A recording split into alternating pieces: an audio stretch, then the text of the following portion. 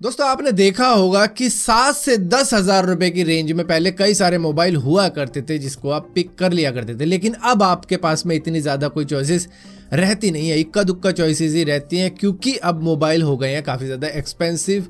क्योंकि जीएसटी लगता है उनके ऊपर 12% से सीधा 18% का, ऊपर से इंपोर्ट ड्यूटी बढ़ा दी गई है मैन्युफैक्चरर्स के लिए, तो वो ऑटोमेटिकली प्राइस पीछे से बढ़ाएंगे। ऊपर से कंपोनेंट के ऊपर जीएसटी अलग से लगता है, तो भैया ओवरऑल प्राइस ना काफ़ी ज़्यादा हाई हो जाता है। तो यहाँ पर मोबाइल मैन्युफैक्चरर का मानना यही है कि भैया इस तरीके से तो बजट सेगमेंट की मतलब ये लगा लो कि मर्डर ही हो जाएगा।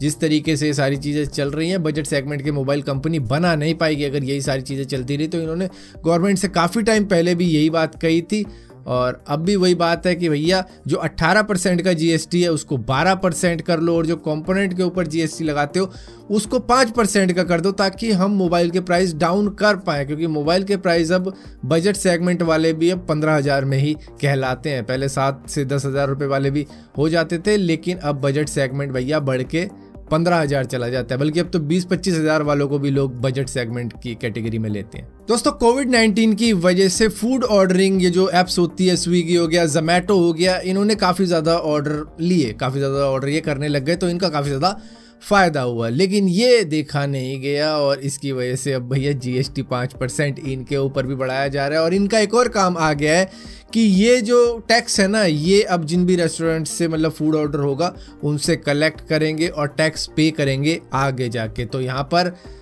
जोमैटो, स्विगी और भी ज़्यादा एक्सपेंसिव होने वाला है 1 जनवरी 2022 से। तो अगला साल आपके लिए पहला दिन ही काफ़ी ज़्यादा मज़ेदार हो जाएगा। जब आप ऑर्डर करोगे आप कहोगे भाई डोसा तो 110 का हुआ करता था, अब 150 का, तो भैया कुछ जीएसटी मतलब लग गया है, तो थोड़ा बहुत एक्सपेंसिव होगा। मे बी 10 रुपये हो, 20 रुपये हो, 25 रुपये हो, पता नहीं है कितना होगा, लेकिन भाई टैक्सेस इस पे लगने वाले हैं क्योंकि काफ़ी ज़्यादा इनका फ़ायदा हो रहा है और ऊपर से टैक्स भी कलेक्ट करने का काम इन्हीं का हो गया है। दोस्तों अभी कुछ ही दिनों पहले मैंने एक वीडियो बनाई थी कि एलोन मस्क किस तरीके से अपने प्रोजेक्ट्स को डिले करते हैं। ये कह तो रहे थे कि भैया हम मार्स पर इंसानों को, अगर मतलब आज से 10 साल पहले की बात कर दी जाए तो ये कहते थे कि भैया 2024 तक भेज देंगे, फिर 25 की बात हुई, फिर 26 की बात हुई, लेकिन उसके बाद में अब एक नई बात सामने आई है कि एलोन मस्क का कहना है कि भैया 2030 तक मतलब आने वाले 10 सालों तक शायद हम इंसान को मार्स पर भेज पाएंगे। तो एक और नया किस्सा सामने आ चुका है यहाँ पर। वैसे तो एक्सपर्ट्स का मानना यही है कि भैया नासा के साथ में मिलके अगर स्पेसएक्स काम करेगा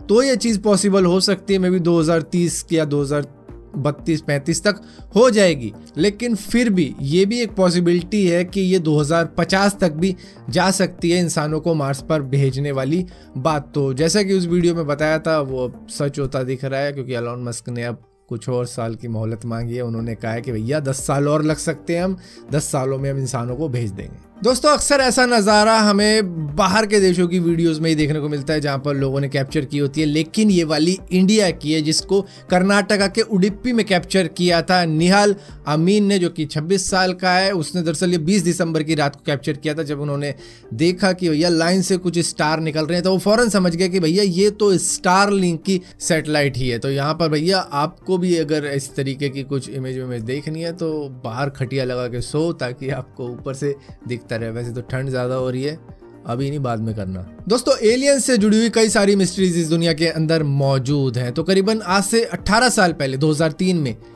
ला नोरिया चिली साउथ अमेरिका के अंदर से एक डेड बॉडी मिली थी एलियन की, जो कि कुछ इस तरीके की लगती है। अब आप कहोगे भाई ये तो एलियन ही तो है। हाँ, इसकी जो कंकाल था ये मिला था, लेकिन ये सिर्फ 6 इंच का है। सो आप कहोगे यार एलियन क्या सिर्फ 6 इंच का ही होता है? दरअसल यहाँ पर साइंटिस्ट ने इस मिस्ट्री को सॉल्व कर दिया। ये कोई एलियन का अवशेष नहीं है, दरअसल ये इंसान का ही एक बच्चा था जो कि एक जेनेटिक डिसऑर्डर की वजह से अधविकसित पैदा हुआ था और प्री बर्थ या प्री मैच्योर बेबी जिसे बोलते हैं, मतलब जो वक्त से पहले पैदा हो जाता है, ये मतलब वक्त से काफ़ी ज़्यादा पहले ही पैदा हो गया था। 2003 को अगर लगाओ तो उससे 40 साल पहले पैदा हुआ था और किसी ने वहीं गाड़ दिया था इसको। तो ये है इसकी मिस्ट्री, ये इंसान का ही कंकाल है, कुछ जेनेटिक डिसऑर्डर की वजह से ये ऐसा दिख रहा है। दोस्तों आप सभी लोगों ने गूगल अर्थ को तो यूज़ ही किया होगा और आपको लगता होगा कि भाई क्या शार्प इमेज इसमें देखने को मिल रही है, कितनी ज़्यादा डिटेल देखने को मिल रही है, और आप कई दूसरी कंट्रीज़ के अंदर मतलब जाके आ जाते हो गूगल अर्थ से।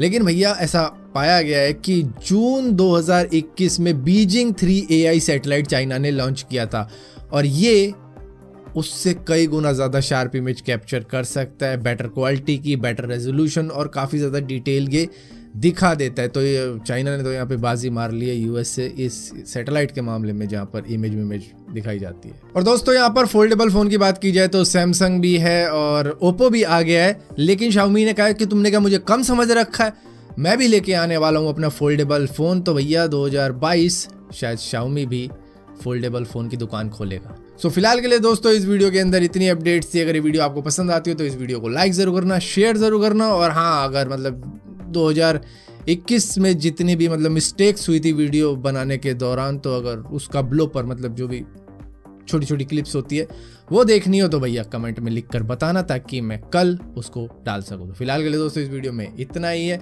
इसी तरीके की और वीडियो देखने के लिए इस चैनल को सब्सक्राइब जरूर करना। सब्सक्राइब किया तो बेल का आइकॉन जरूर दबाना, वरना आपको मालूम भी नहीं चलेगा मैंने कोई वीडियो डाली भी है।